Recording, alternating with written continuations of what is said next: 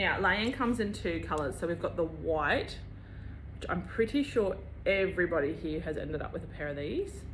And then we've got the gold with the gold buckle. So the front of it is Velcro. So it opens right up, really easy to slip in.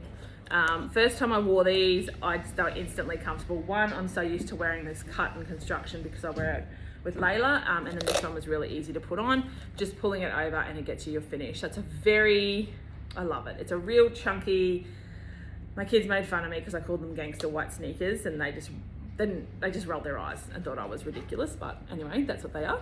Love them. Now with these ones, they do, just being really upfront and transparent, they've got a few little damaged marks on the chain. They all came like that, so we've actually reduced them down from the start. So you'll notice on the website that they are reduced, and we've got a disclaimer there just saying there's a few little blemishes.